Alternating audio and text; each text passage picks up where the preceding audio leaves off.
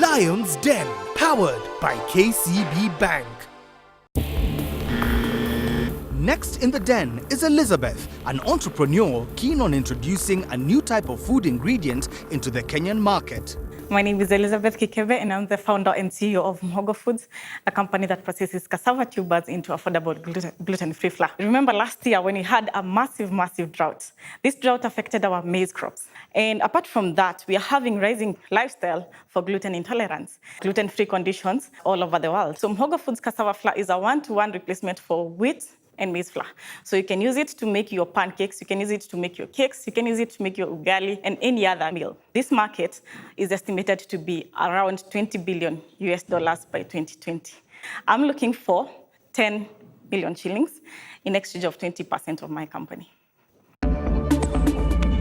Elizabeth gives the Lions a taste of her cassava flour products.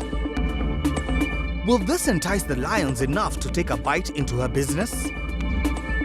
So how long have you been in this space? I actually started in 2016, but 2016 was testing the market, testing the product, and then last year, 2017, that is the time that I was now actually developing the product, and 2018 will be the year to make money. So what was your turnover in 2017? We made around $60,000, and we made a loss of around 400,000 Kenya shillings. And this year to date? It's averaging at 5 tons a month at 120 Kenya shillings per kg. Okay. Where do you operate from? We operate from Banana in Kiambu. Our cassava tubers are, we source them from small-scale farmers in Busia. We transport them to Kiambu, where we process it into flour and package it and then distribute it to outlets. And what does your distribution network look like? We sell through retail outlets, such as Chandarana, Eastmart. We used to have Carrefour, but we are no longer supplying through Carrefour. And we also do some exports. And you want the 10 million for? Expand the export market and also to do some marketing, social media, mainstream media, because right now we need more salespeople, we need more marketing people. 5 tons a month at an average of about 120,000 shillings. That's about 600,000 shillings a month, 10 sales? Yes. And you mentioned you stopped selling to Carrefour. What happened, we used to sell the flour at 150 shillings on a wholesale basis. And then to reduce the flour to the current price of 120 shillings, we had to eliminate our distributor. When we eliminated the distributor, there was a problem with being listed again. What kind of plants and equipment do you have? For the drying part, we normally do drying under a greenhouse. Make sure that the flour is dried properly. It's kept away from all contamination. We have mills, roller mills and hammer mills. So these mills help us to mill the flour properly and also sieve it. It's actually the finest cassava flour that you can find in the market right now. We don't have like packaging machines. So for packaging, we use casuals. Who's your target market for this product?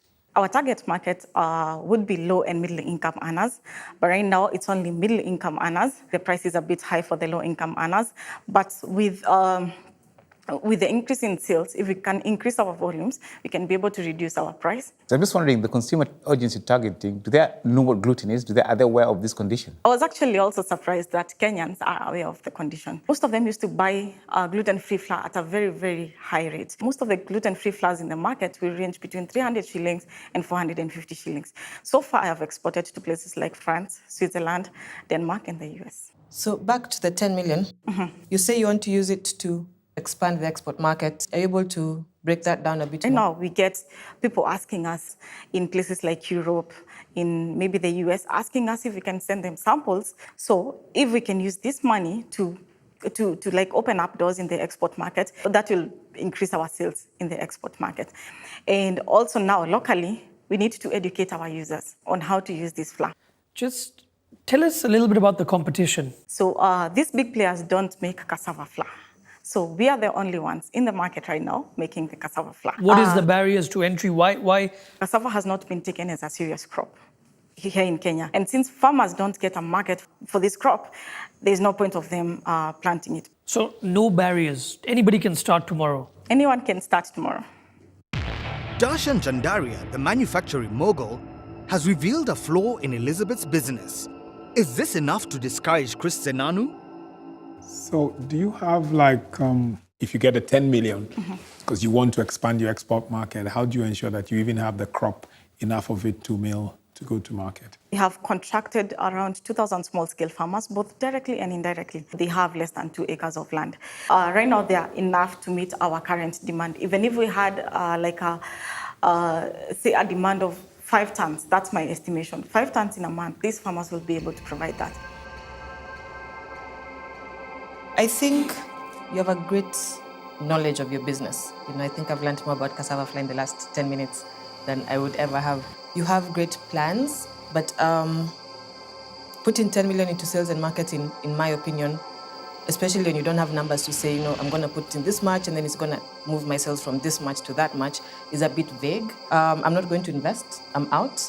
Okay. Great initiative. I mean, I've been reading a little bit about agribusiness and the whole issue of maize and the fact that it's the only staple we seem to be growing. And I'm sure you're going to do well. But personally, I'm not interested in this area. And so I wish you luck, but I'm out. Just explain to us your valuation. You've asked for 10 million shillings for a 20% stake, which values your business at 50 million shillings. So the moment we put in these 10 million shillings, we have people who are talking about even 20 tons in a month, not in Kenya, but in Switzerland. And these people are food processors, and they are able to take all that. We also have another customer in France. She estimates that she can be taking around 20 to 30 tons in every half a year. So those are some of the opportunities that we are looking at. In your valuation, you're projecting forward. How much have you actually invested in the business? Because I'm feeling that you're asking for too much for too little. So for me, I would say that if I was to give you a straight offer right now, I'll be offering you the 10 million shillings for 55% of the business. Whilst Chris Senanu and Olive Gashara are out, Joanne seems to be making an offer. Have the tables of fortune changed for the entrepreneur? So for me, I would say that if I was to give you a straight offer right now, I'll be offering you the 10 million shillings for 55% of the business. Right now, I have invested around 2.5 million shillings. So 55% of the business will be a little bit high.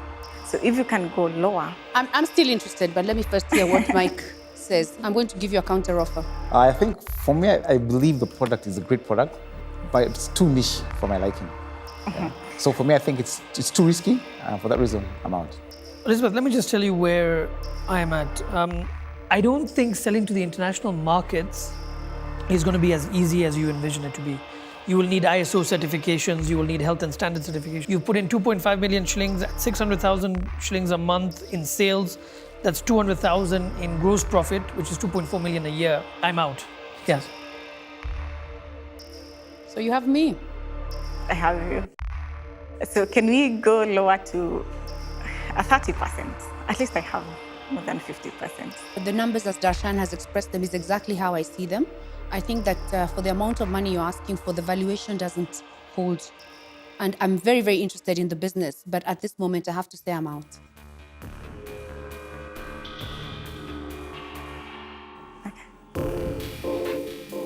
Do you think Dashan was kind of like a negative influence? Whatever was meant to happen will happen, and the deal wasn't meant to happen.